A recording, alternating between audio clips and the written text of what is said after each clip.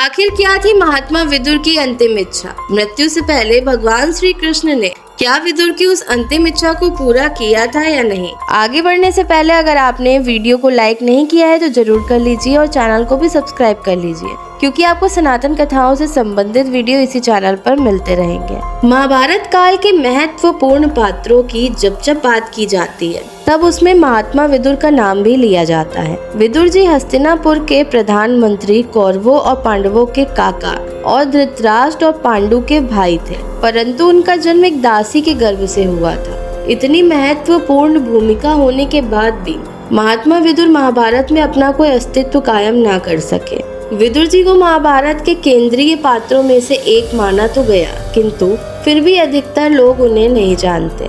उनकी पहचान सदैव हस्तिनापुर के प्रधानमंत्री के रूप में की जाती है। जिन लोगों ने महाभारत ग्रंथ को विस्तार से पढ़ा है उन्हें भी ये ज्ञात होगा कि विदुर जी पांडवों और कौरवों के काका थे, धृतराष्ट्र और पांडु के भाई थे। दरअसल विदुर किसी रानी या महारानी के नहीं बल्कि एक दासी के पुत्र थे। हस्तिनापुर के राजा विचित्रवीर अपनी दोनों रानियों के संतान सुख से असमर्थ हुए थे और अंत में क्षय रोग से पीड़ित होकर मृत्यु को प्राप्त हो गए।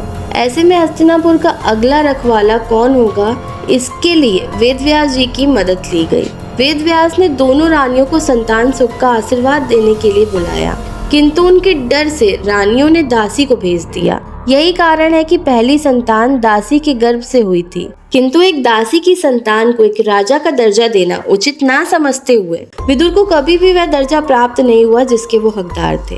कहा जाता है कि वेदव्यास जी ने दासी के गर्भ से होने वाली संतान को विशेष वर दिया था। उनका कहना था कि यह संसार का सबसे बुद्धिमान और सर्वगुण संपन्न व्यक्ति होगा। वही महाभारत ग्रंथ के अनुसार विदुर जी को धर्मराज का स्वरूप माना गया है। उनकी सूझबूझ के चलते ही विदुर को हस्तिनापुर का प्रधानमंत्री घोषित किया गया था। कहते हैं विदुर ने महाभारत युद्ध लड़ने से इनकार कर दिया था, किंतु मृत्यु से पहले उन्होंने भगवान श्री कृष्ण से एक वरदान मांगा था। यह उस समय की बात है जब महाभारत युद्ध चल रहा था। विदुर श्री कृष्ण के पास गए और उनसे निवेदन किया कि वह उनकी अंतिम इच्छा को सुने और उसे पूरा करें। उन्होंने कहा कि हे प्रभु, मैं धरती पर इतना प्रलयकारी युद्ध देखकर बहुत ही आत्मग्लानि का अनुभव कर रहा हूँ। मेरी मृत्यु के बाद अपने शरीर का एक भी अंश इस धरती पर नहीं छोड़ना चाहता। इसलिए मेरा आपसे निवेदन है कि मेरी मृत्यु होने पर ना मुझे जलाया जाए, ना मुझे दफनाया जाए और ना ही जल में प्रवाहित किया जाए। ऐसे में भगवान श्री कृष्ण मंद मंद मुस्काए और स्वयं विदुर से पूछा, तो आखिर आप चाहते क्या हैं? तब विदुर ने कहा कि प्रभु, मेरी मृत्यु के बाद मैं चाहता हूँ कि मेरा शरीर आपके सुदर्शन चक्र में परिवर्तित हो जाए या उसमें विलीन हो जाए। यही मेरी अंतिम इच्छा है। भगवान श्री कृष्ण ने उनकी अंतिम इच्छा को स्वीकार किया और उन्हें ये आश्वासन दिया कि वह उनके इस शरीर को धरती पर नहीं रहने देंगे। फिर जब महाभारत युद्ध समाप्त हुआ, युद्ध बीते हुए कुछ दिन बाद पांचों पांडव विदुर से मिलने के लिए वन में पहुंचे तो युधिष्ठिर को देखते ही विदुर जी ने अपने प्राण उसी समय त्याग दिए और कहते हैं कि वह स्वयं भगवान श्री कृष्ण की ही लीला थी। यह भी कहा जाता है कि विदुर जी किसी और में नहीं बल्कि स्वयं युधिष्ठिर में ही समाहित हो गए थे, क्योंकि युधिष्ठिर और विदुर दोनों ही धर्मराज के अवतार माने जाते हैं। कहते हैं युधिष्ठिर के लिए यह घटना बहुत ही अजीब थी। वह समझ नहीं पा रहे थे कि आखिर ये क्या हुआ।